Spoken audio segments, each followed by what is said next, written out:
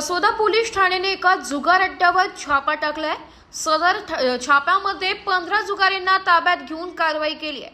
दिनांक 5 ऑगस्ट 2025 रोजी माननीय 6वे पोलीस निरीक्षक श्री निलेश देवाणसिंग राजपूत पोलीस ठाणे पन्ना यांना गोपनीय माहिती मिळाली की काही लोक जावखेडे सीम गावातील गलापूर रोड जवळील काटेरी झुडपाच्या आडून जुगार खेळत आहेत।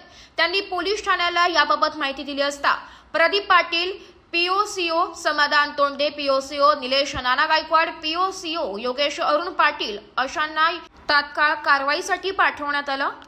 सदर ठिकाणी जाता काही लोक काटेरी झुडपाखाली जमिनीवर बसून गटात पैसे फेकून पत्ते खेळताना दिसून आल्याने त्यांच्यावर छापा टाकण्यात आला आणि त्यांच्यावर कारवाई करण्यात आली आहे। सोनू धाकू भील वर्ष 50, वीरभान श्रावण भील वर्ष 40, राहुल संतोष सोनवणे वर्ष 26, प्रवीण बंसत सोनवणे वर्ष 39, संतोष माधव सोनवणे वर्ष 30, सुनील ठक्कर चव्हाण वर्ष 45, रतन धाकू भील वर्ष 60, अशोक गोविंदा पाटील वर्ष 54, सचिन बापू पवार वर्ष 37, कांतीलाल महातू सोनवणे वर्ष 38, उत्तम बाळप्पा जितेन वर्ष 50, महाजी पाटील, संभाजी पाटील वर्ष 58, सुनील सीताराम वाघ वर्ष 48 सर्व राहणार जावखेडे सीम तालुका एरंडोल जिल्हा जळगाव येथे त्यांची झडती घेतली असता त्यांच्या ताब्यातून एकूण 6,390 रुपये रोख आणि 1,15,000 रुपये किमतीच्या 2 मोटरसायकली जप्त करण्यात आल्या।